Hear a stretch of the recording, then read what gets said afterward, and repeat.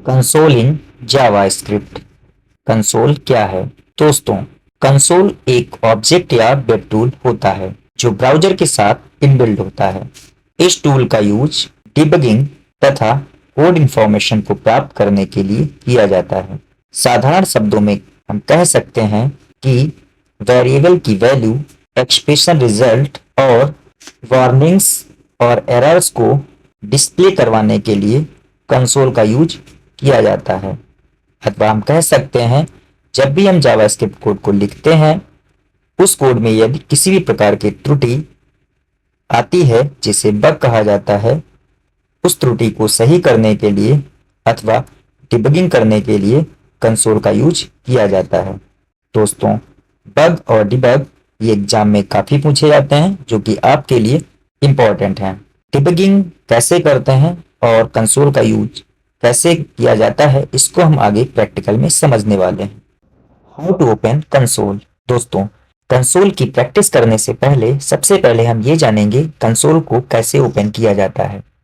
दोस्तों, कंसोल को ओपन करने के लिए हम कंट्रोल शिफ्ट जे अथवा कंट्रोल शिफ्ट आई शॉर्टकट का यूज कर सकते हैं। आप फंक्शन की F12 बटन को प्रेस करके भी कंसोल को ओपन कर सकते हैं। यदि आप मोजिला फायरफॉक्स पर जावास्क्रिप्ट कोड का आउटपुट देख रहे हैं अथवा HTML का आउटपुट देख रहे हैं, तब आप कंट्रोल शिफ्ट के शॉर्टकट का भी यूज कर सकते हैं। दोस्तों, यदि आप वेब पेज की ब्लैंक एरिया अथवा एम्प्टी एरिया पर राइट क्लिक करते हैं, तब आपको एक ऑप्शन मिलता है इंस्पेक्ट। उस ऑप्शन पर आपको चले जाना है। तो जैसे आप उस पर जाएंगे, तब आपको राइट हैंड साइड में आपको एक पैनल मिलेगा जहां से आप कंसोल टैब को सिलेक्ट कर सकते हैं और अपना जावास्क्रिप्ट कोड लिख सकते हैं। चलिए कंसोल की प्रैक्टिस करते हैं, कंसोल को कैसे ओपन करते हैं और कंसोल पर वर्क कैसे करते हैं। तो दोस्तों, जैसा कि मैंने बताया है कि कंसोल जो होता है वो हमें किसी भी प्रकार की एरर को सही करने में मदद करता है अथवा ये कह सकते हैं डिबगिंग के काम आता है। कंसोल पर हम किसी भी प्रकार के वेरिएबल वैल्यू को, ऑब्जेक्ट वैल्यू को, वेरिएबल वैल्यू को, एक्सप्रेशंस आदि को डिस्प्ले करवा सकते हैं। तो इसे हम प्रैक्टिकली करने वाले हैं, जरा समझते हैं।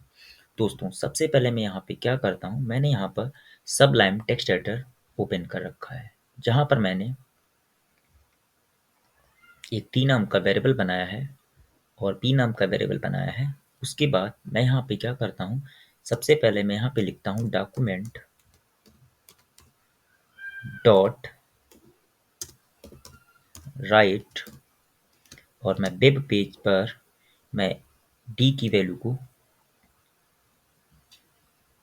और बी की वैल्यू को प्रिंट करूँगा। कंट्रोल एस करूँगा।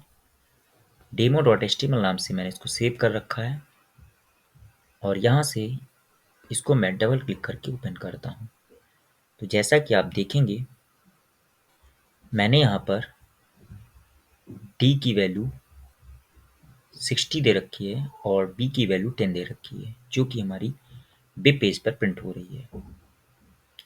अब दोस्तों, मैं यहाँ पर क्या करता हूँ, डी और बी को आपस में जोड़ देता हूँ।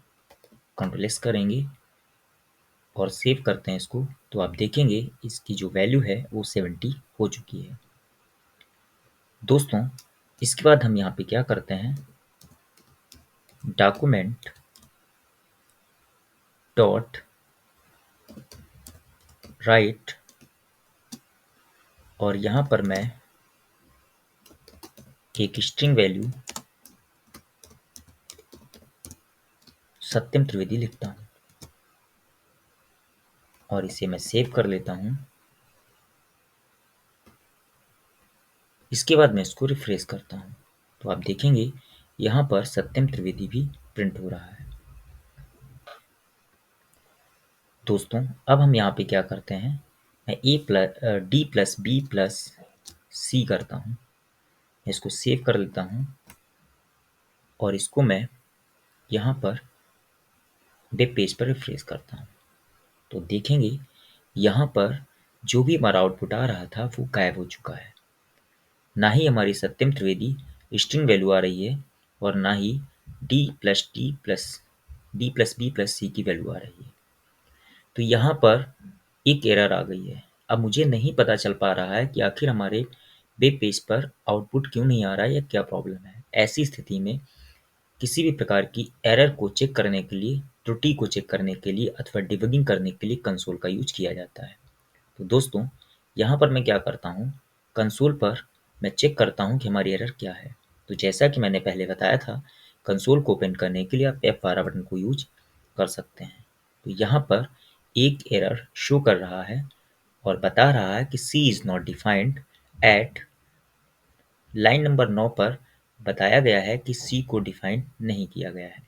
demo.html नाम का जो हमने डॉक्यूमेंट बनाया है उसमें 9 नंबर की लाइन पर C नाम का जो वेरिएबल है उसको डिक्लेयर नहीं किया गया है, तो C की वैल्यू को ये नहीं ले रहा है, जिसकी वजह से यहाँ पर एक एरर आ रही है और यहाँ पर किसी भी प्रकार का मैसेज हमें ये हमारे वेब पेज पर नहीं दे रहा है। तो दोस्तों, मैं यहाँ पे क्या करता हूँ, मैं यहाँ पर C की वैल्यू को डिक्लेयर कर देता हूँ 6। कंट्रोल एस करेंगे और जैसे मैं इसको सेव करता हूँ, आप देखेंगे कि हमारा जो वैल्यू है 76 हो चुका है और यहाँ पर इसके आगे की जो स्ट्रिंग वैल्यू थी वो हमारी प्रिंट हो चुकी है। तो दोस्तों, अब मैं यहाँ फिर से F12 बटन को प्रेस करता हूँ कंसोल को चेक करने के लिए, तो आप देखेंगे यहाँ पर किसी भी प्रकार की एरर नहीं है। दोस्तों, अब जो हमने यहाँ पर डायरेक्ट कंसोल पर ऑब्जेक्ट, वेरिएबल या फिर एक्सप्रेशंस आदि को लिखा है, उन्हें हम कंसोल पर डिस्प्ले करवाएंगे। तो कंट्रोल एस करते हैं और मैं इसको रिफ्रेश करता हूँ। ये जो कोड मैंने लिखा है इसका आउटपुट वेब पेज पर नहीं आ रहा है, क्योंकि मैंने इन्हें डायरेक्ट कंसोल पर डिस्प्ले करवाया है। तो तो, तो कंसोल को ओपन करने के लिए मैंने आपको कंट्रोल शिफ्ट के, कंट्रोल शिफ्ट आई, कंट्रोल शिफ्ट जे अथवा राइट क्लिक करके आप इंस्पेक्ट पर जाकर भी कंसोल को ओपन कर सकते हैं, जैसा कि मैंने बताया था। तो दोस्तों, आप यहाँ पर देख सकते हैं कि यहाँ पर हमारे 4 मैसेज हैं और ये हमारे जो मैसेज हैं ये 4 मैसेज डिस्प्ले करवा रहा है। पहला है हमारा 10 और यहाँ से मैंने कंसोल पर console.log लॉगिंग करने के लिए, किसी चीज़ को एक्सेस करने के लिए, ले जाने के लिए मैंने लॉग मेथड यूज किया है। बी की वैल्यू को मैं कंसोल पर एक्सेस करवा रहा हूँ, प्रिंट करवा रहा हूँ, तो आप देखेंगे बी की वैल्यू 10 है, तो हमारा आंसर 10 आ रहा है। उसके बाद मैंने यहाँ पर एक स्ट्रिंग वैल्यू प्रिंट करवाई थी, तो यहाँ से स्ट्रिंग वैल्यू को भी ये प्रिंट कर रहा है। फिर मैंने यहाँ पर एक एक्सप्रेशन 10 + 20 दिया था जिसकी वैल्यू 30 है, ये भी हमें दे रहा है। इसके बाद मैंने एक ऑब्जेक्ट प्रिंट करवाया है कंसोल पर, जिसके लिए मैंने न्यू डेट फंक्शन या मेथड का यूज किया है। यहाँ पे आप देख सकते हैं कि ये हमारा करंट की डेट और टाइम को डिस्प्ले करवाता है। अब दोस्तों, मैं यहाँ पे क्या करता हूँ, मैं कंसोल में एक एरर देता हूँ। मैं यहाँ पर 10 + 20 + आई प्रेस करता हूँ। कंट्रोल एस करते हैं। जैसा कि आप स्क्रीन पर देख सकते हैं, मैंने यहाँ पर आई नाम का कोई भी वेरिएबल डिक्लेयर नहीं किया है। तब हम देखते हैं कि ये हमारी एरर क्या देता है।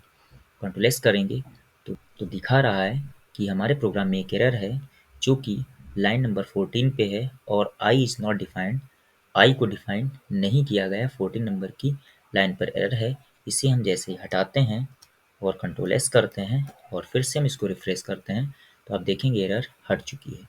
तो दोस्तों, कंसोल आपको समझ में आ गया होगा। कंसोल का काम होता है कि जब भी हम कोई भी अपना वेब डिजाइनिंग करते समय, वेब पेज बनाते समय या वेबसाइट बनाते समय किसी भी पेज में कोई एरर आती है, गलती से कोई एरर हो गई है, अगर वो हमें नहीं पता चल पाती है, तो किसी भी प्रकार की एरर को चेक करने के लिए हम कंसोल का यूज करते हैं। आगे हम समझेंगे कंसोल के सारे मेथड कैसे काम करते हैं।